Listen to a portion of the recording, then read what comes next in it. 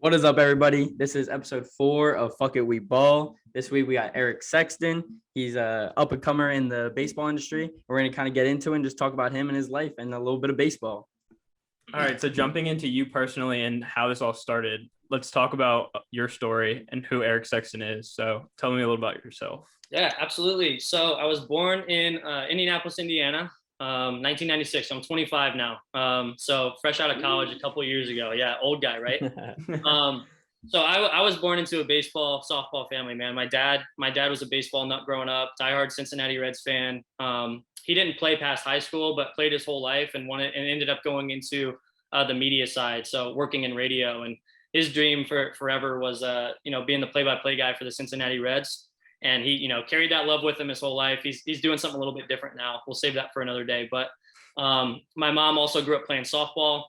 So just immediately just born into it as far back as I can remember. We were hitting wiffle balls in the backyard, throwing a baseball around. So that was my first love. And, I played other sports, growing up, 10, 11, 12 years old, played some basketball, messed around with football. But by the time I got to middle school, I knew baseball was what I wanted to do. It was what I wanted to work on. And to the point where, I didn't want to do football, soccer, anything like that. Like I wanted to play baseball in the fall.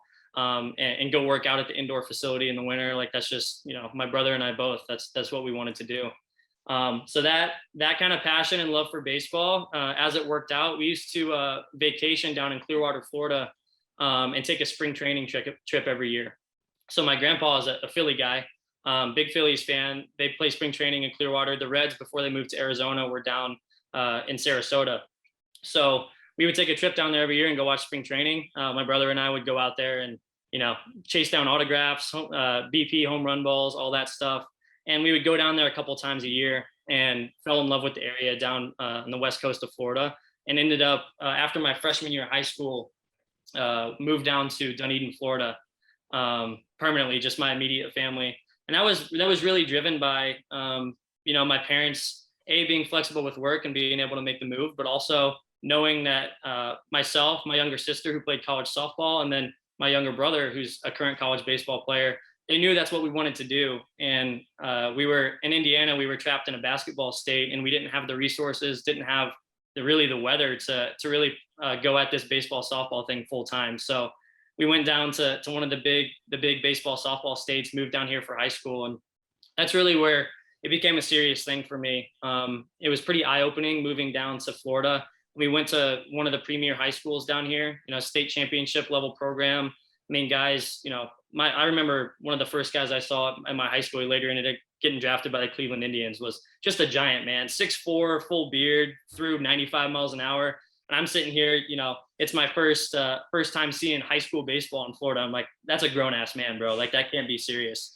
So it was definitely eye-opening to see the level of competition here, like guys who grew up playing year round and really getting after it. So it really, I had to work my ass off to get to the level to even play in high school down here, because it's no joke. But ended up having a pretty good high school career. Was a lefty, played first base, pitched, played some outfield, did the whole thing. And my goals kind of changed as I got older. Like I kind of talked about, I knew what I was as a baseball fan, as a guy who, followed the game. I knew that I wasn't going to be a top draft pick out of high school or ever. I knew, my velocity wasn't there. I was just never one of the guys that, was blessed with the tools like a lot of these dudes are, where you kind of go after it knowing it's a possibility that you're going to play for money one day. So my main goal when looking for a school, and I knew I wanted to play college baseball, that was kind of my peak from the baseball side. Like, I just want to play in college. I know I'm not going to be a big leaguer, but just get me to college baseball. That I want to have that experience. So that was like the priority, along with, actually, I knew since I was like 12, 13 years old, my like dream job, my career goal was to be a Major League Baseball general manager. And that's where, along with playing the sport, like I'd get home from practice and it was get on MLB The Show and go in franchise mode and start wheeling and dealing and doing all that shit, fantasy baseball, that whole stuff. And then, like books and movies like Moneyball come out. So it starts to become more mainstream that like, this is a really cool job. Like this would be just a badass career to do. So when I was looking for a school, I wanted to find a program that was a good fit for me from the baseball perspective, where I could go play. But also I wanted to go to a really high academic school that was going to give me a chance to make some really good connections. And and end up getting my foot in the door in a front office after the fact.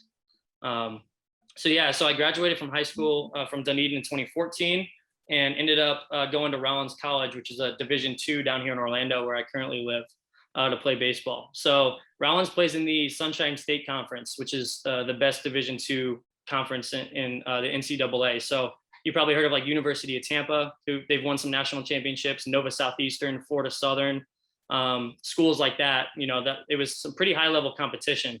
And a lot of people don't realize, you think Division II, but when you go to watch these games, really the only difference is like the depth at the Division II level.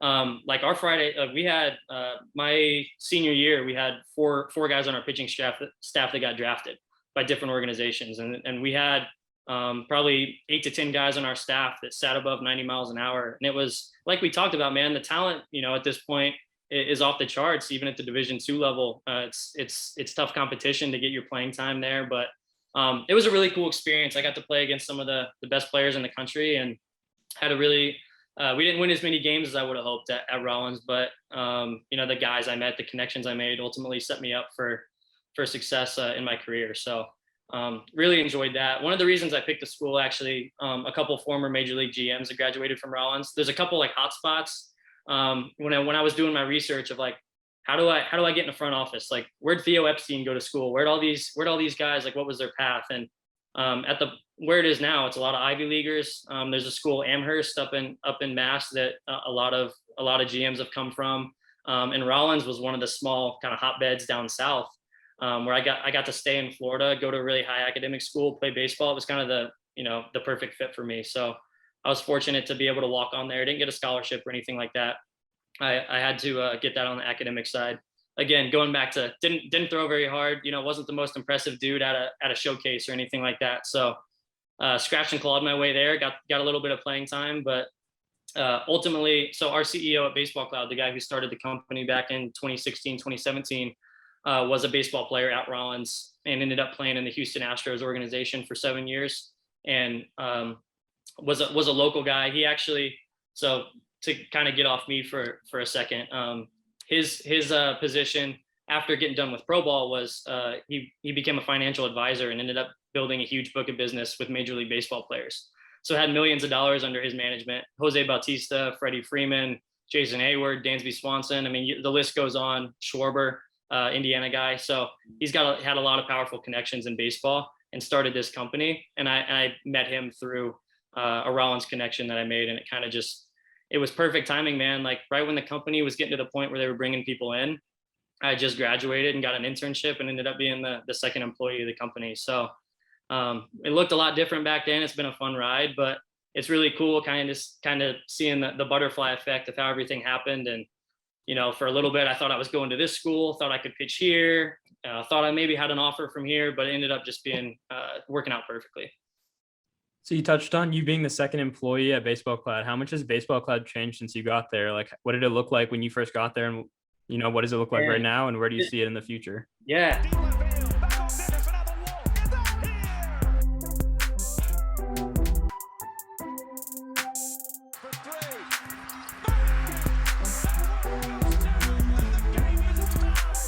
Absolutely. So when I first, like I said, we're not at any sort of crazy office yet, but even back then, the first place I showed up to was a warehouse. Like our office we had a couple offices, but it was a warehouse that had a batting cage in it.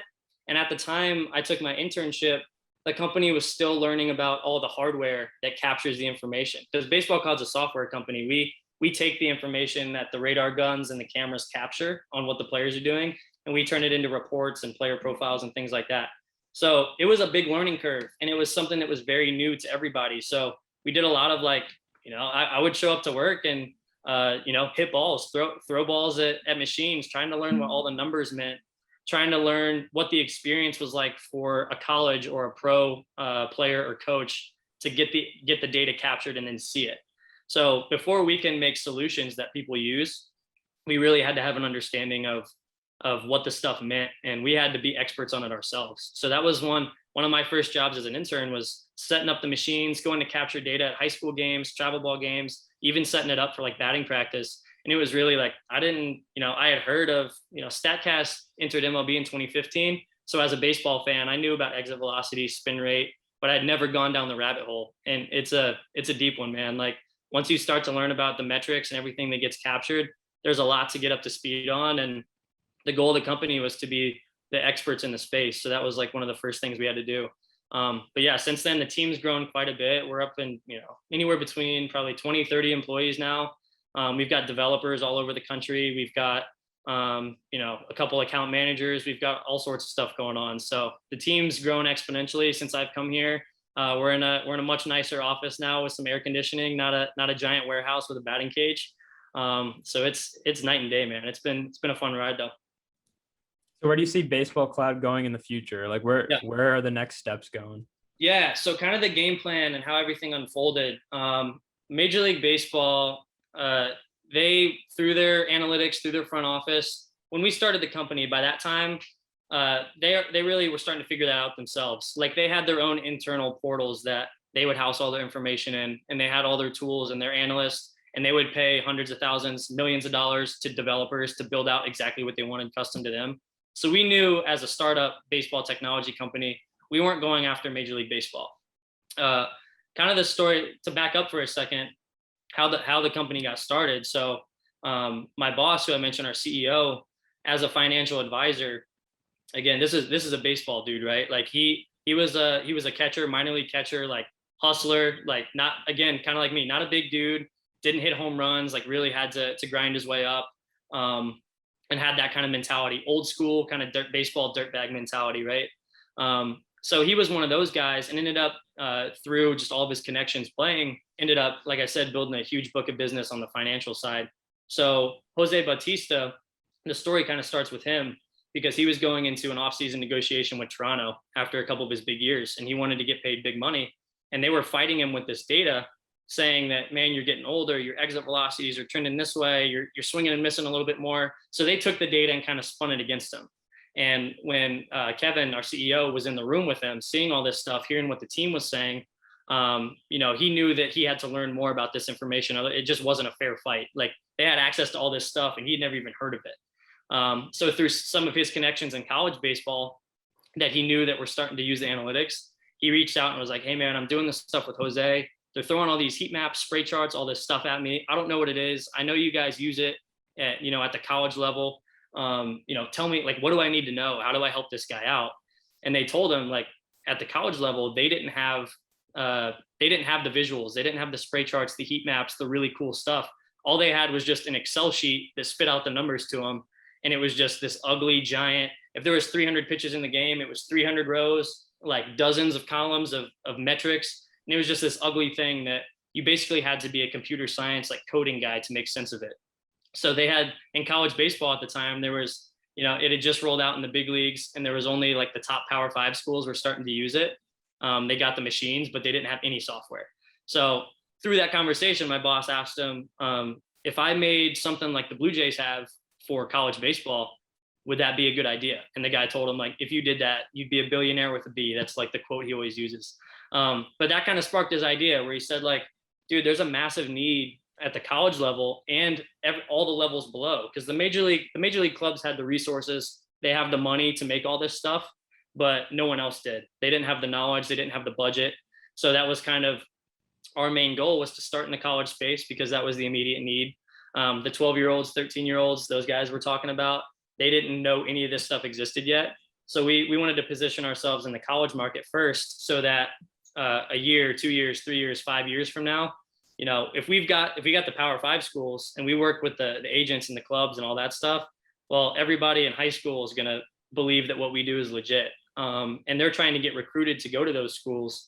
So if they know that Vanderbilt, Clemson, those guys are using Baseball Cloud and they're using analytics, it becomes important to them. They know that they have to do it. They know that they have to go get these numbers captured. Otherwise, they're not going to get recruited. And then it just is like that trickle down from there. And we've seen it, it's grown rapidly. The technology just keeps getting cheaper and cheaper. So the initial goal with Baseball Cloud was to get as many of the colleges we could to use our product and to use our analytics. And then the end goal is let's get all these 400, 500,000 amateur baseball and softball players that are trying to play in college, trying to play professionally. Let's get them profiles and get them fitted out too. Our job isn't to make it as cool or as fancy or as in-depth as possible. It's to make it usable. And the end goal of our company is to help players get better and to help teams win games. So when you boil it down to that, I can throw a bunch of cool stuff at you, but if you don't know how to use it and find the answers to the questions you're looking for, then we haven't done our job. Yeah. So when it comes down to it, it's not about how do I make this spray chart or heat map look the coolest? How do I make a 3D interface that shows the pitches coming in and the batted balls going out and making it look cool, like MLB The Show, stuff like that. Like, that's all cool.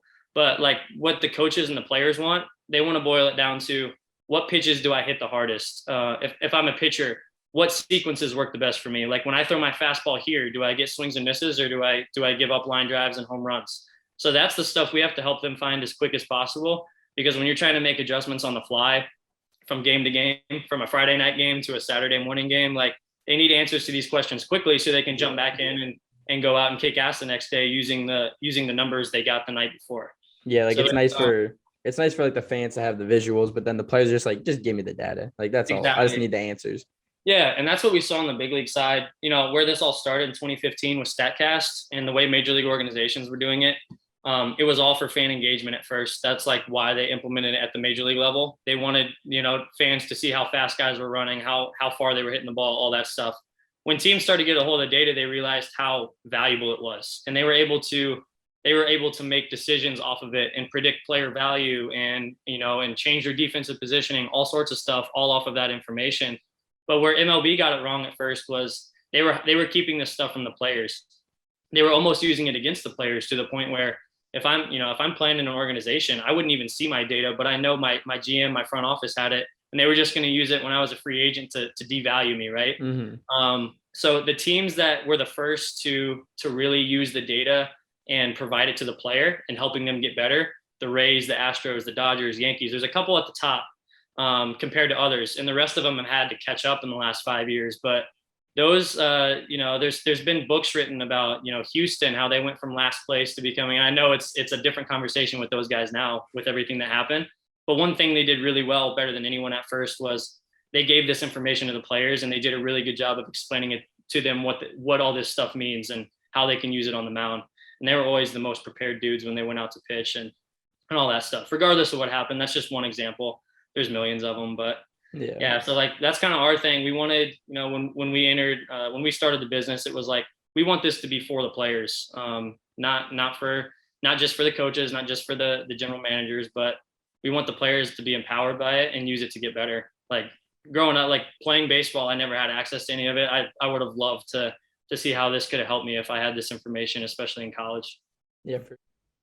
So kind of just going off real quick what you were just saying, I think it's like really interesting because like my little brother, he would play like travel baseball and he was only like 10, 11 years old. But like the one organization that he was part of, like when they're in the cages, they have like all this like just all this data that they can use, like velocity off the bat, why can't bat speed, like there's sensors you put on the knob and it tracks how your bat's moving, all that stuff. It's just like they have everything that you would see like watching a Major League Baseball game, and I'm like, they're 10 years old. Like when I was 10, I had nothing. Like I was just out there just swinging. And that's the other thing too, when it goes back to, people saying like this stuff's a bunch of bullshit. Like, are we really getting exit velocities on 10-year-olds? Like this is a joke. These kids are like so we're kind of like, we have to toe that line of, eventually like starting in the college space and working with pro teams and all that stuff that we do, agencies, all that stuff. The end goal with this is to capture like that mass market, like that the teams you just talked about, your brother's team that is hitting in the cage and they have data being captured. How can we attack, the 500,000 kids that are playing baseball? I mean, that's where the business is. There's only 30 big league teams. There's only a couple hundred schools that would use it. So like at the end of the day, if we're trying to go to the moon with this company, as everyone likes to say, we've got to make sure we provide something of value to the mass market, like people like that. So that's one thing. Like, man, when you're that young, it's really about you're trying to have fun. You're a kid, you're playing baseball. So how can we gamify it?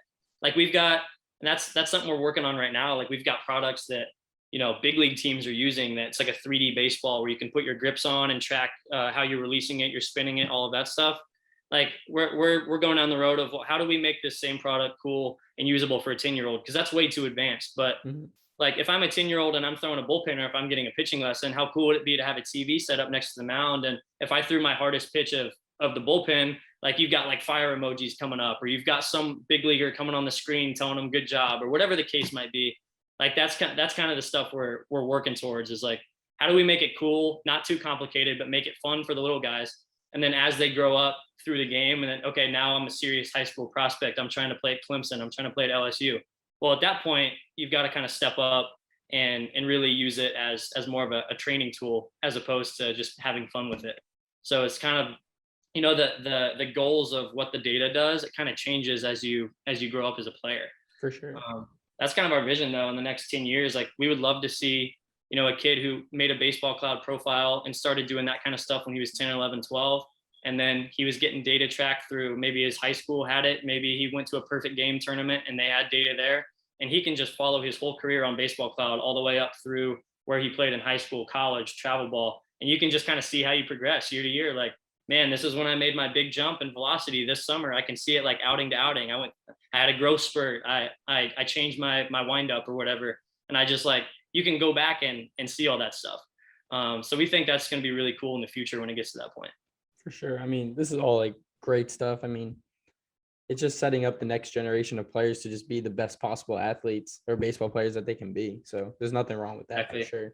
Exactly. And as someone who went through the recruiting process, you know, that's something we're trying to improve too. Like, knowing where you're a good fit. I know that's, every time you go on a visit, you know, the school is going to tell you, you know, they're going to give you a whole runaround. You're going to play, you're going to start, whatever. Whether that ends up happening or not, you never know.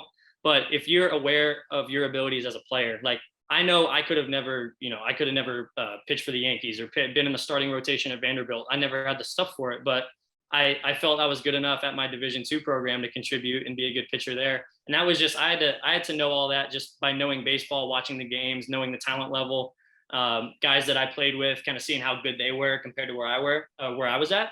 But that's the stuff we can do now. Like, we're seeing at the college level, like, they'll run camps and turn the machines on and use Baseball Cloud reports. So like, if I'm a 15-year-old and my goal is to play, you know, at University of Michigan, I can go to their camp, leave with a Baseball Cloud report, and it'll tell me, where did I rank in the camp next to all the prospects that are trying to go there? Where's my fastball spin rate compared to the Friday night guy at Michigan? Like, if my goal is to hit cleanup for these guys, or if my goal is to be the closer, like, I should know how far I have to go, you know, hard numbers, like, see where I'm at. I think a lot of people have, and parents especially, have a different idea of where their players are at compared to what the numbers would say. And that's one of the coolest things about it, man. The data, the numbers don't lie. You can't really spin them. It is what it is. For sure. Talk about how at different levels, like, kids kind of focus on different stats. I saw a quote from, I think, the Illinois coach. I'm not sure if that's right, but he was talking about how in high school he's looking for a junior or senior going into a senior year, being able to pitch 85 to 86, and then he's going to know that he's going to be able to develop them. Right. At what different age levels do you look like using this data for, like, Baseball Cloud at 12 years old? What data is useful for a 12-year-old? Because you know that you're still growing, obviously. So you know that you're not going to be able to get that velocity up to whatever it may be at for that kid at that. Exactly. Yeah. Like those things you mentioned, so much of it's dictated, a lot of it off, you know, physicality of guys. And like you said, when you're 12, you're going to be a different human being when you're 13, 14, even when you're from 16 to 17. I mean, guys, you know, have these spurts, they start lifting, they get stronger. So I would say, as far as the velocities and things like that, those are ones that are a little bit tougher to control. You know, if you're a 12-year-old and you're 4 feet tall and 90 pounds, right? Like, you're not going to be able to compare yourself in terms of velocity or in terms of exit velocity or batted ball distance. You can't compare yourself to the guy who's, you know, maybe already going through that first growth spurt. You see the Little League World Series now, man. Their leadoff hitter's at the plate, he's 5'2". The cleanup hitter's at the plate, he's 6'5". He's got like a 5 o'clock shadow. So it's like, at that age, bro, it's like, it's all over the board. So one thing I think is really important, the data also tells you, is how often am I throwing strikes? Like, how often am I striking out? Do I put the ball in play? Do I make contact? When there are runners on base, do I get the runs home? That's all data just as much as velocity and distance and spin rate and all that stuff. That's all important stuff too, because I know, like, when I was growing up, the first thing you got to learn how to throw strikes before. Okay, well, if you can't throw, 2 out of 10 pitches in the strike zone. Like, you don't even have to worry about throwing a slider or a curveball yet. You've got to be able to get on the mound and have confidence that you can throw your fastball for strikes. And that's got to be number one. So I would say, depending on the kid, it's always a little bit different, but I would say that the younger you go, the more you want to focus on things like on the baseball side, less on the physical side. You know, am I striking out? Am I hitting line drives, or am I hitting a bunch of ground balls, or whatever you're trying to accomplish? It'll tell you all of that stuff too. So when we talk about like stats like this, so like Baseball Cloud and just like any other tracking websites, organizations out there, do you think that for players that aren't as like physically gifted in the baseball field, like it helps them? So like someone that comes to mind is like someone like Marcus Stroman, who's he's only like 5'7", but we know like Stroman's work ethic and like the way that he uses analytics and stuff is just like on another level. He just completely like has revamped his game to be able to compete at, you know, someone like Noah Syndergaard, who's 6'7", can throw 100 miles per hour, and it's just easy to him. Someone like Stroman, who's a little bit smaller, everything needs to be perfect in his mechanics and, you know, with his spin rates and stuff to get outs. And, you know, he's a big ground ball pitcher. So do you think like these type of organizations are just, they give an advantage to players that aren't as physically maybe talented as others? Totally. That's a great question. And that's another, when I talk about misconceptions of the data over the years, that's been one thing you hear a lot. You get this sentiment like, you know, this data, you know, this exit velocity, spin rate, this is all a joke, man. Like, I hear, you know, older guys talk all the time. Well, Greg Maddux could have never pitched today because he didn't throw 95 miles per hour. Or, you know, Ichiro wouldn't have gotten a look because, you know, he can't hit exit velocity at 120 miles an hour. Like, you hear these comments all the time. And that's, I think, the problem is the lack of education, where data isn't just like what we talked about, all the Noah Syndergaard throwing 100, hitting 500-foot home runs. The data also shows you, in your example, Stroman's a great one because he throws a lot of strikes. He lives in the bottom of the strike zone. He gets a ton of ground balls.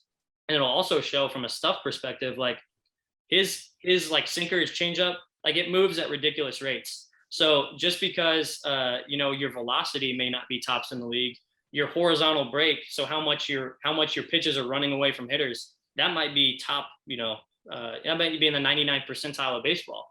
So what's cool about these machines, they've advanced to the point where you're capturing data, not just the stuff you're used to, the velocities, you're actually capturing where the pitches are located. So a guy like a Jamie Moy or a Greg Maddux, these guys that never threw hard, but they always seem to get a bunch of outs and win a lot of games. The data would back them up too. It would show that they had value. If you sorted the rankings by velocity, they'd be all the way at the very bottom. But a lot of things that they do really well would show up also. And that's one of my favorite parts about it. As a former pitcher who didn't throw hard, like my game was, you know, I was a left-handed pitcher that threw like 75% breaking balls in college. I was curveball, slider, would mix in a fastball, changeup. Like, I didn't throw hard, so I had to find other ways to be successful. And I think the data would have shown, you know, when I was at my best, it would have shown that I was hitting my spots every time. I was sequencing really well. I wasn't leaving breaking pitches up in the strike zone to get hit out of the park. Like, it would have shown all that stuff. But yeah, that's a great question. Like, especially, you know, like I said, with my background, I always love to find value in guys that maybe aren't your stereotypical Giancarlo Stanton, Aaron Judge type guys. Yeah, I mean, baseball, there's like this big misconception that, you know, if you're coming out throwing 100, you're going to be good. And like, we've just seen countless pitchers that, yeah, you can bring it up there at 99, 100, but if you can't locate, you can't keep the ball down in the zone, you can't like pitch inside of players, like you're not going to get outs in Major League Baseball. Like the hitters are just as good as the pitchers. So if you're leaving 100, you know, up over the plate, they're taking you, you know, 425 straightaway center. So it doesn't really matter. Yeah.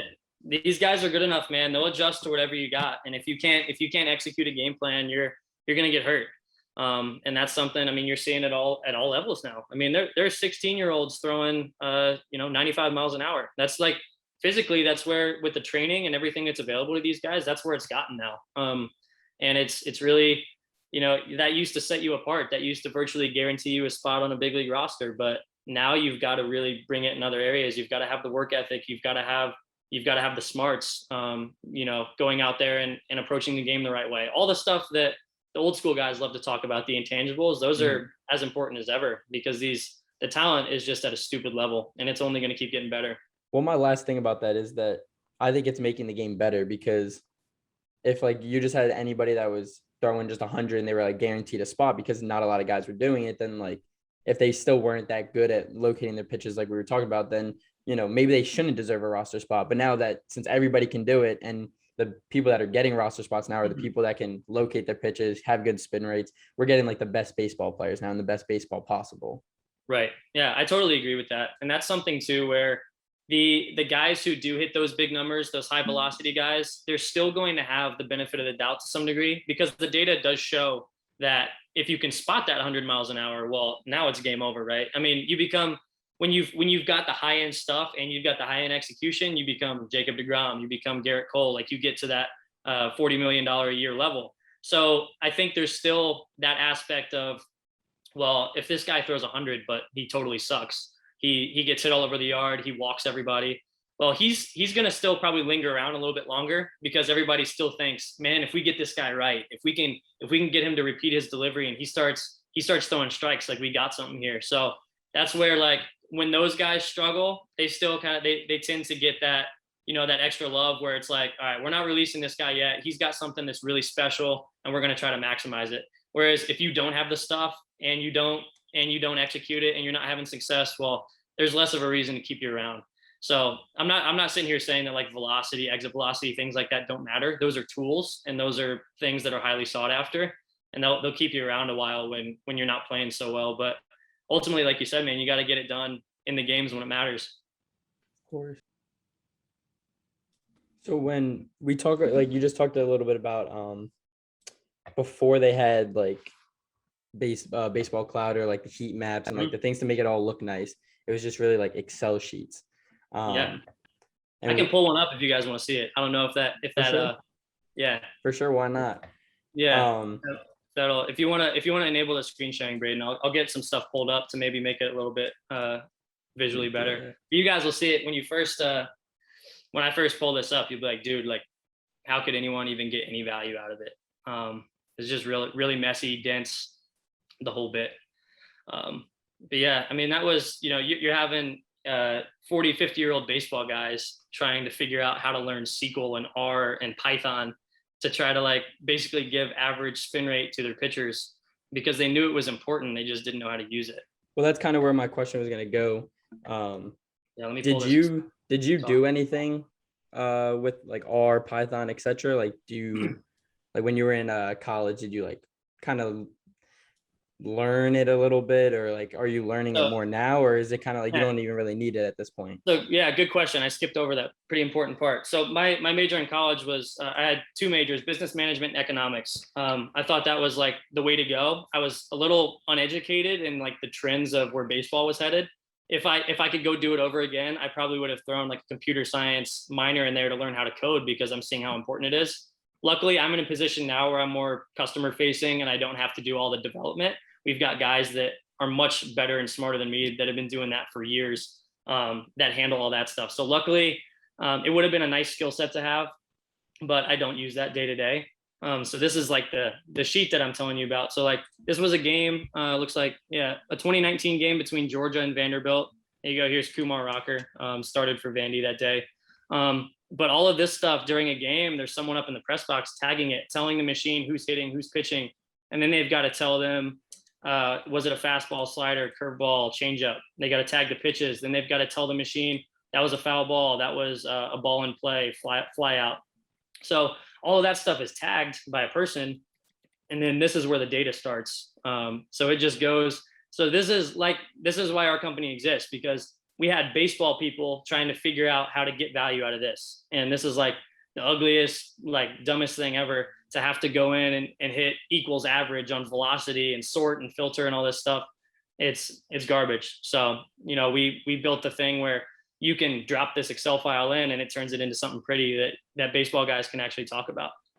It's just so crazy to look at this. It's just so much data that, I don't know, when you like are just watching a game, especially if you're, I mean, I don't mean this in like a bad term, if you're just like a casual, and you don't really think there's so much behind each pitch. You just think, oh, this man's just throwing a baseball to a batter, but there's just so much that goes behind it. And I don't know, just that Excel sheet kind of shows it. It's insane. Yeah, exactly. And that's kind of where we had to get it to the point where like there were Power 5, Division I baseball players that they had, these machines up at their park, and they were, after every game, they would just, their coaches would send them just a group of their Excel files. So that was the data they had access to.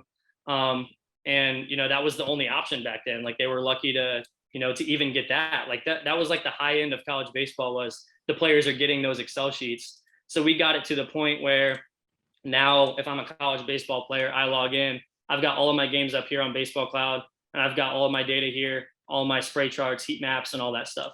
So this is where you can start to go down the road of, I want to see all my pitches that I threw to left-handed hitters in 2-strike counts, and I want to see, did I put those in good spots? Well, you can go to filters, and you can find all that information. You can hover over pitches and learn about the velocity and spin rate.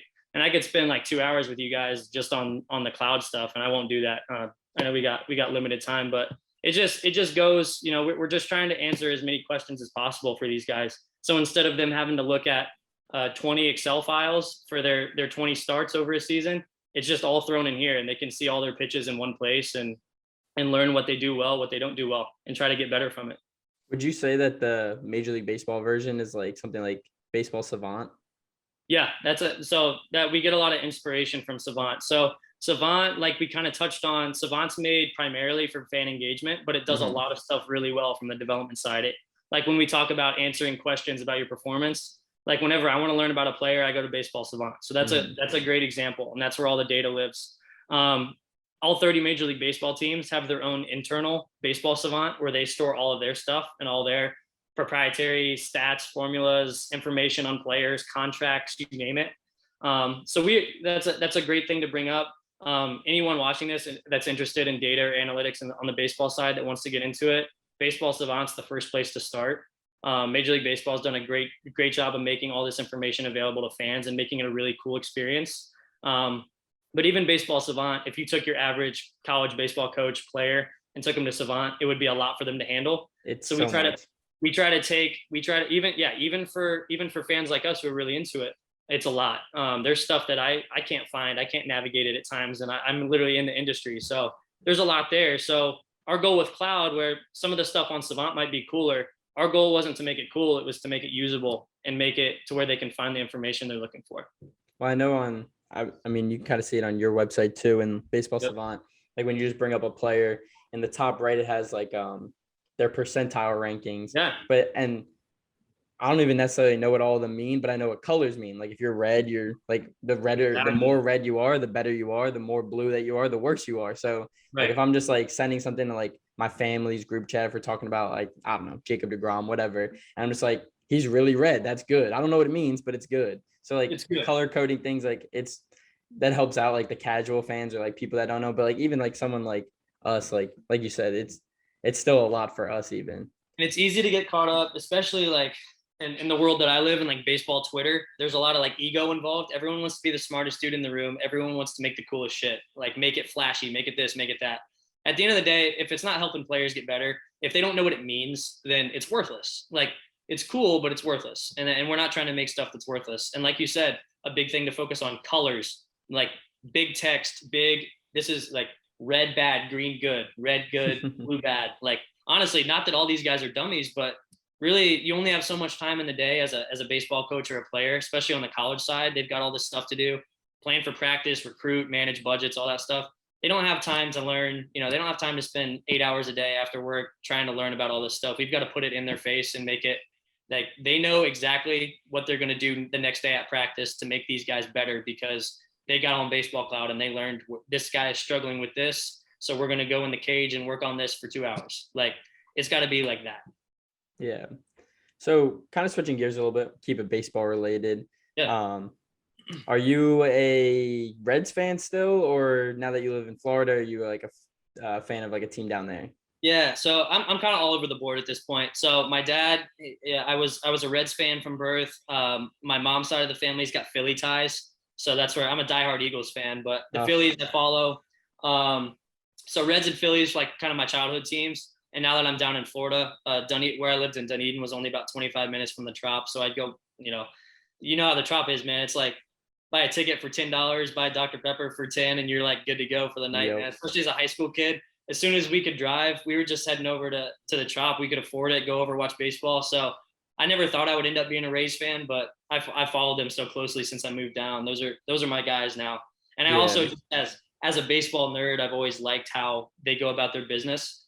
Sure. The fact that they can make a consistently competitive team every single season with the resources they have is unbelievable. And that's, you can learn a lot from teams like that. So I always thought that was cool. And I kind of fell in love with the team when I got down here. Yeah. So what do you think about just like the landscape of baseball right now? I mean, like where the standings sit. I mean, talking about the Reds a little bit, they're making a nice little push for the wild card. They're fun, man. The Padres have a tough schedule down the stretch. So yeah, absolutely, dude. No, baseball's in a great place. You've got your teams that that sold at the deadline that are like the Cubs fans. I feel bad for. I know a lot of them. So you've got some teams going through that, but no, like it's very stacked at the top. I follow the AL East pretty closely. The Yankees are coming on now. I'm hoping the Rays can hold them off, but we'll see if their team, Glass now went down. They don't have Snell or Morton like they did last year. So the team, in my opinion, isn't built as well for a playoff run as they were last year. They don't have the horses. So we'll see what happens there. But yeah, man, it's cool. I mean, the Reds are fun, dude. Like Jonathan India is on fire. It's cool to see the young guys stepping up at this point. And I see the Mets flag back there. I'm heartbroken about DeGrom. I need to see him back soon because they need him desperately. Well, I mean, we need him. Baseball needs him. Just he's in the middle of a historic season, and like, I mean, I'm gonna be honest. I don't think he's gonna probably pitch the rest of the year. I just think that the Mets, this stretch of games against the Dodgers and the Giants, like, it's tough. I mean, they've dropped 4 straight now, and it's just the Phillies are playing well, and they have I think 24 games left of teams under 500, and I just don't see how the Mets are going to be able to stay afloat. And at that point, there's no point in bringing Jacob back and risking anything. Just get him healthy for next year, make some moves in the offseason, and kind of move on. Yeah, no doubt. They've got a fun middle infield now with Hobby too. It's like Team Puerto Rico up there. I know. Hopefully they bring him back. We'll see. No doubt. I know Braden's team. Braden made the Dodgers made the biggest splashes of the deadline. So Braden's all excited. They win every game and they're great, but whatever. The NL West and the AL East are insane right now. The NL West is annoying because the Giants just piece together these games, and it's just like the Dodgers get 1 back, and then the Giants fucking take 2. The Giants make no sense.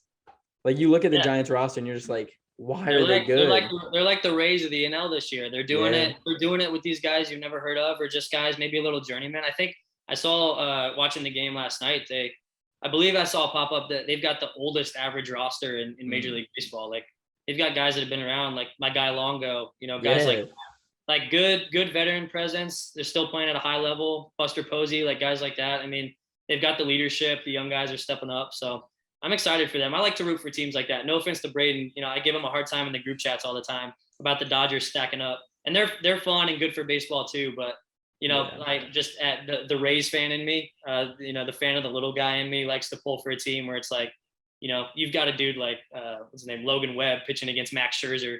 I'd like to see a dude like that, carve and give the other team a chance to win. But he's having a great year too. It's just, they're getting production out of everyone. Like there's nobody on their roster right now that's just not coming through in big spots. It's unreal. I mean, we thought Gabe Kapler when he was with Philly was like the worst manager ever. And it might prove that the manager, it also might prove that the manager might not mean as much as, some think, that it might be a lot of analytics. Clearly created a good culture there, probably relies a lot. I mean, dude, when you've got a dude like Buster Posey with all his rings and experience, we've got a guy like that in the clubhouse, Longoria, now like Chris Bryant, like guys who have won and tasted success, and the young guys can feed off of them. It just makes your job as a manager easier. I don't think he wasn't so luxurious in Philly the time he was there. But good for him, man. It's cool to see a guy like that bounce back and have success right away. It's easy to think after a season like that where you're like, dude, am I cut out for this? Like that was just a total shit show. But when you go over to a next spot and just start doing that, that's got to feel good. Especially with a team that a lot of people would have, said that they were easily going to be the 3rd best team, 4th best team in that division. So, right. And, for the year, they were wrote off. 100% they were written off. I wouldn't even given them a second look before the season, thinking that they would have contended. No, most people weren't. So it's I love stories like that, dude. There's so many storylines out in baseball right now. Every night there's something cool to watch. And like we talked about with the talent level, man, it's like even at the back end of games that you think are boring, you still got guys you've never heard of coming out throwing 99 with a 20-inch of horizontal break slider, like stuff you've never even seen before in your life. And you're like, who the hell is this guy? Oh, he's 21 years old. Okay, that makes me feel really good about myself. Like that's awesome. But yeah, I mean, the talent's ridiculous. The more baseball can do along the lines of the Field of Dreams game, the better it's going to be. I mean, that was an outstanding night, and I know the ratings were awesome, but the more they can keep fans into it, do some new creative stuff like that, market the players really well. They've got a tall task when it comes to getting young people interested, but I think things like that are only going to be better and better for the game.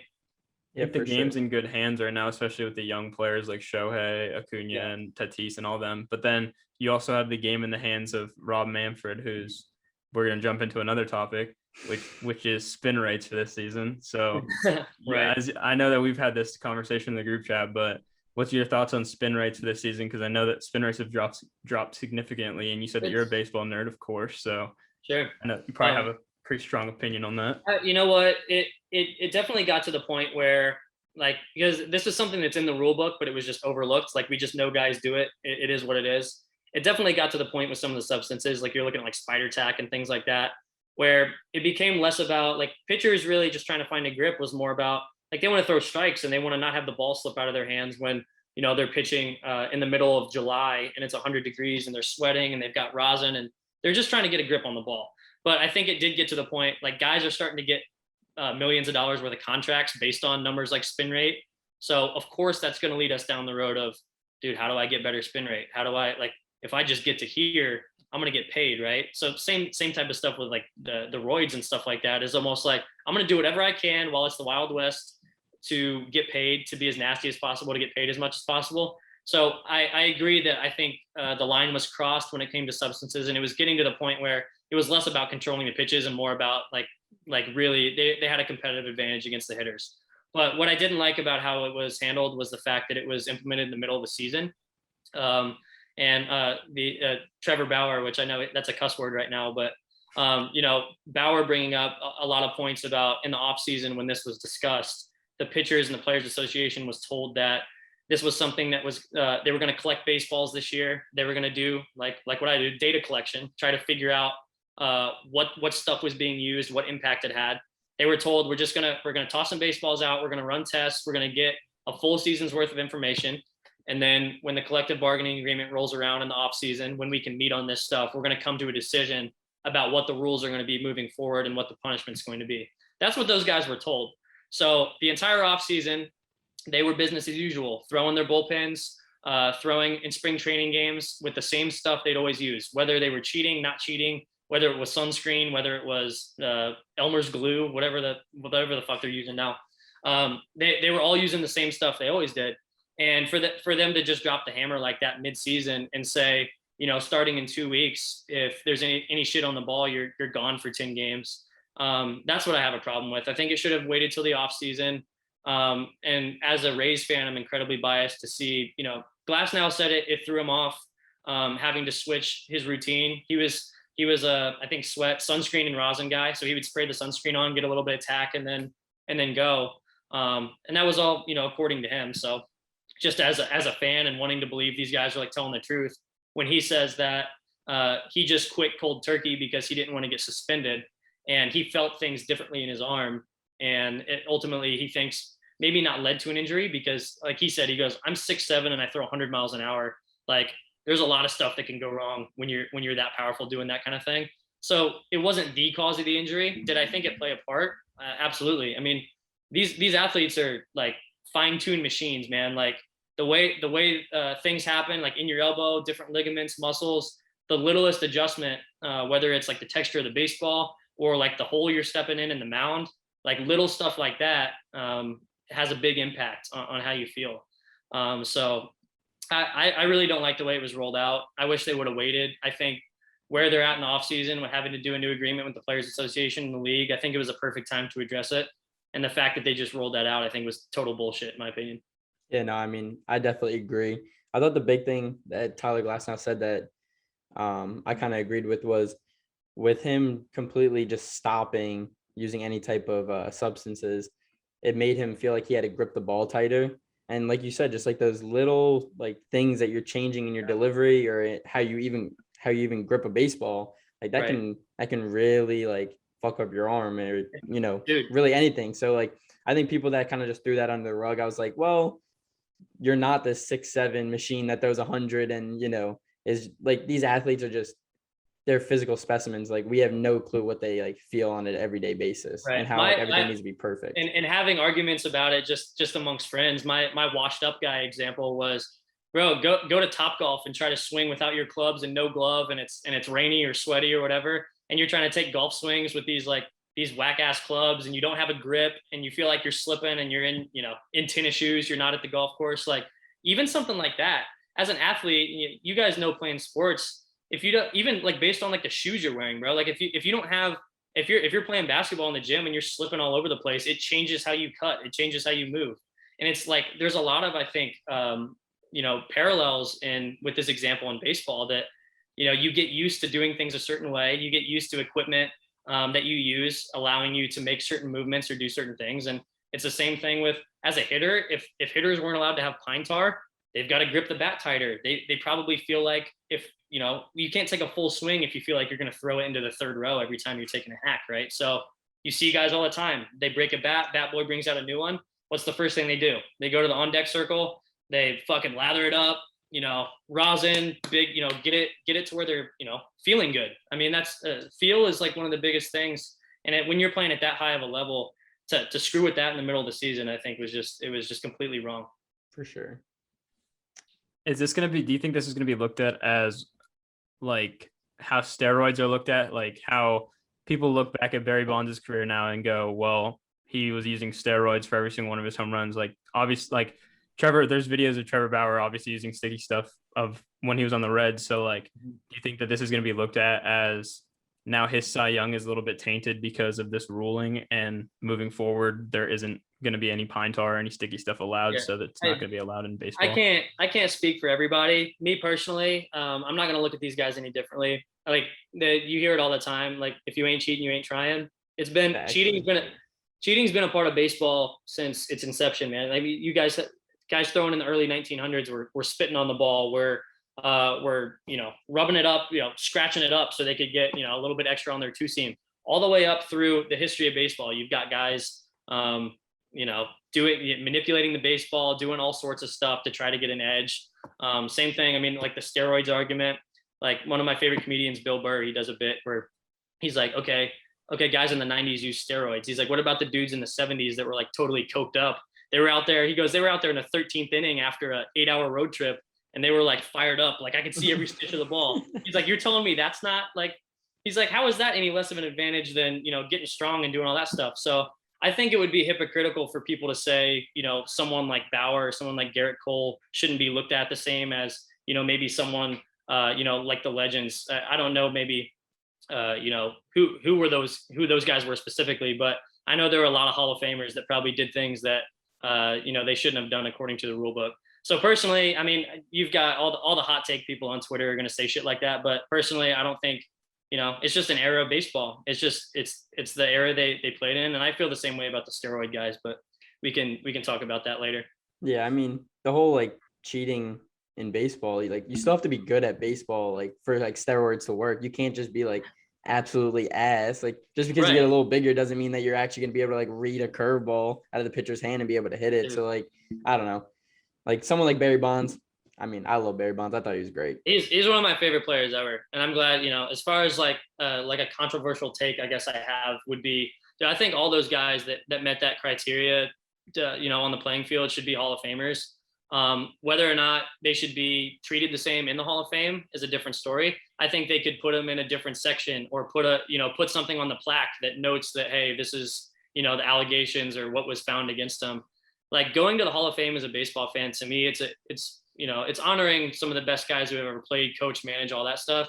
But to me, more than anything, as a fan, it's a baseball history museum. Exactly. You want to be able to go in there and from day one of baseball to now, like you want to learn the story of baseball and all the different things that happened. And I think to completely ignore an era of baseball one that actually was, pretty lucrative for the league as far as ratings, attendance, things like that.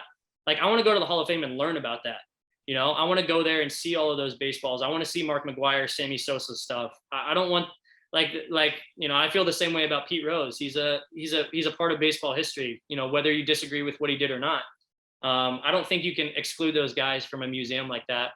If you want to put them in like a, disgraced section of the museum, or if you want to put like an asterisk on their plaque, or if you want to put like a paragraph at the bottom, hey, this guy, broke the rules, was banned for life, bet on baseball, total no-no, like all that stuff. Like, throw whatever the fuck you want on there. But like, I want to see Pete Rose stuff. I want to see Bonds, McGwire, Sosa, Palmeiro, like all those dudes. Like, I think they should all be in, and they should just embrace that was part of baseball history. They don't have to condone it, but don't act like it never happened. I think that's stupid.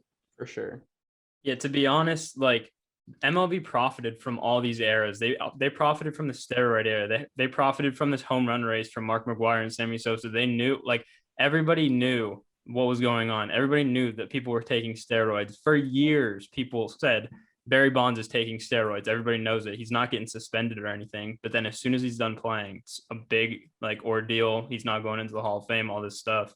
And I think that it's bullshit because the MLB profits from all these events going on. They profit from all these home runs being hit. They profit from the TV ratings from it. And then they're just going to turn their backs on him as soon as they're done taking the money from it and be like, nah, you weren't a part of baseball because you cheated, which is complete shit, to be honest. Yeah, no doubt. And the worst part about it is, and people say it all the time, there are steroid users in the Hall of Fame already. They just didn't get caught. Maybe they didn't pop the positive test, or maybe who knows what happened. Maybe they were doing something that wasn't tested for back then, but it's tested for now.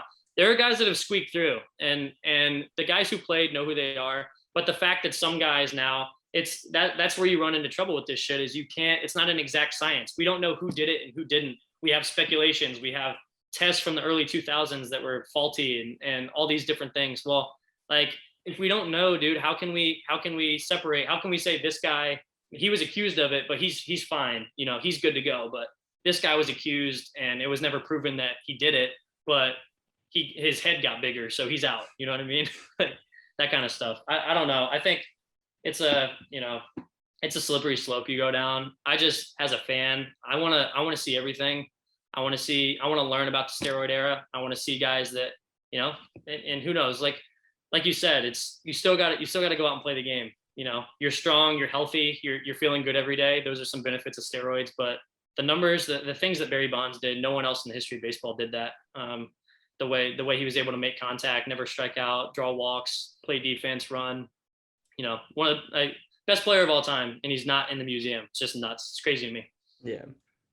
All right, so we'll kind of move on to the last section of questions we have for you. We have some baseball ones and some personal ones. So I know Braden will start with the baseball one.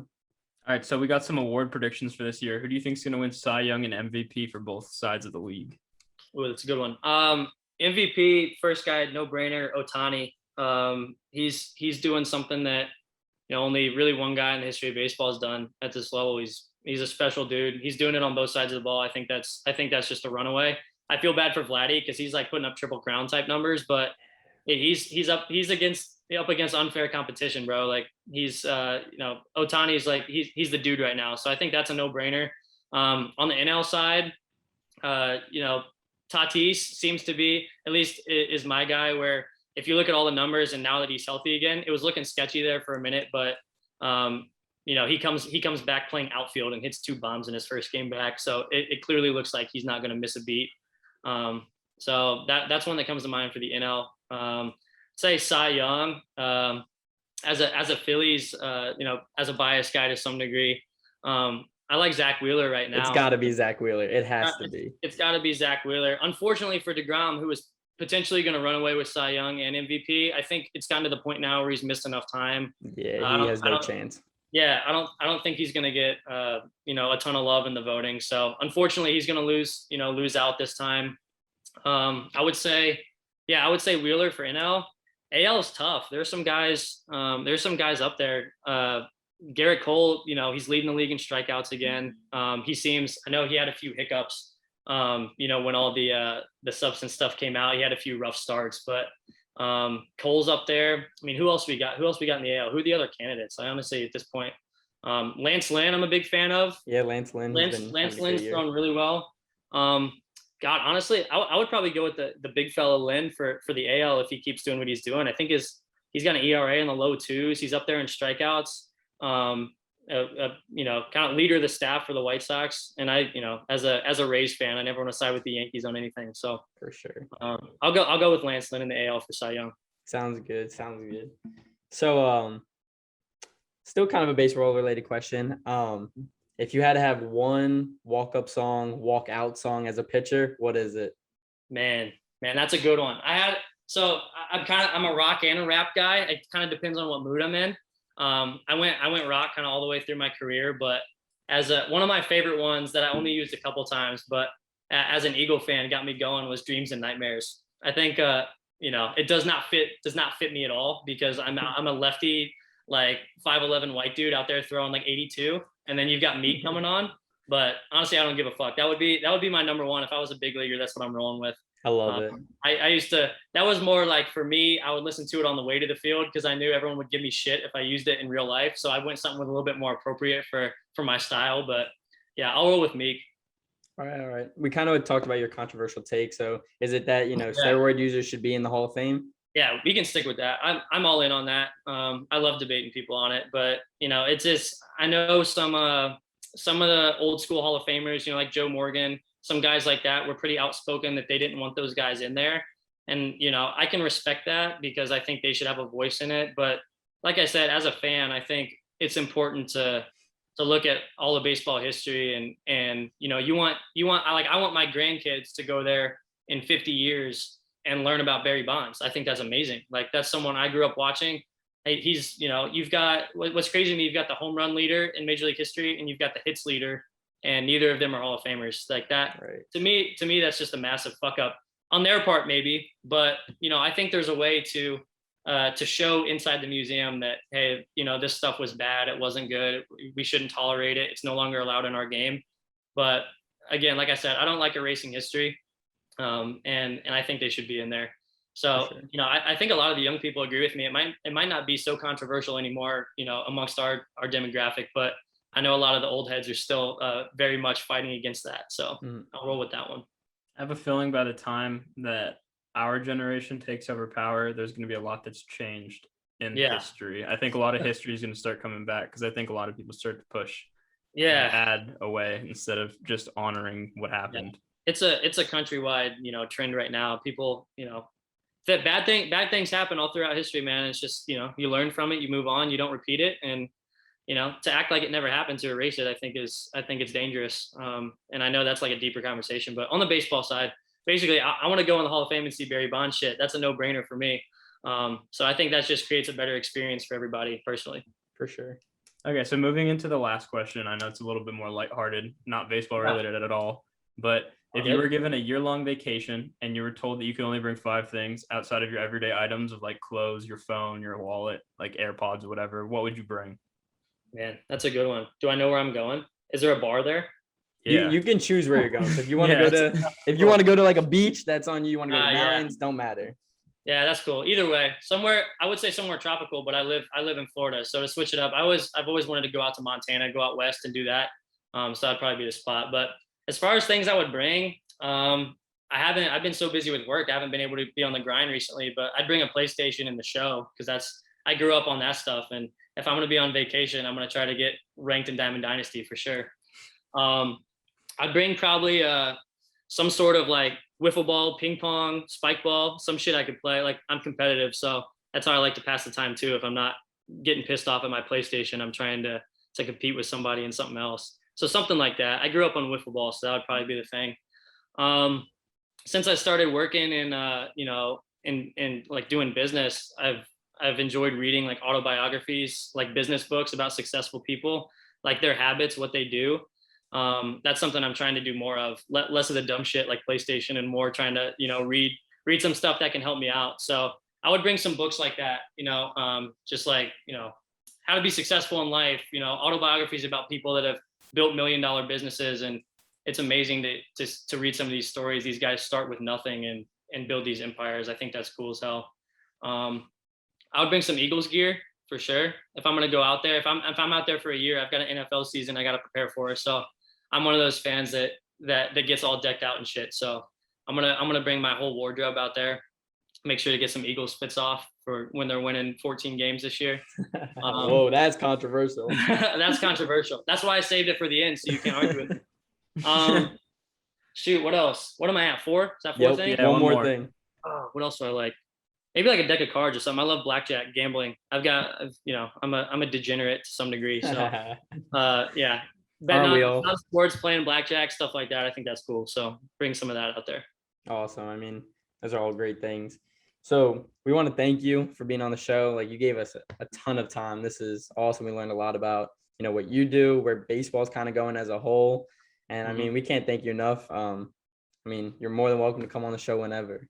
Love it, man. No, love what you guys are doing. I'm pumped to see you guys growing this thing. I'm not as athletic as your last guest was, so I apologize to anyone that was expecting another one of those guys. But if anyone wants to learn more about analytics, how to get your foot in the door, for the younger guys, people that listen that are still in college, maybe wanting to get in the industry, you know where to follow me. I'll have these guys put it up there, and I'm happy to answer any questions, because where I was at in school trying to learn more about this stuff, like the best advice I got were from people that were in it and have been through it. So I'm always happy to talk about this stuff and help because I love it. So thanks a lot, guys. I appreciate it. Yeah, no problem. Yeah, so this is episode 4 of Fuck It We Ball. We'll see you guys next week. Thank you.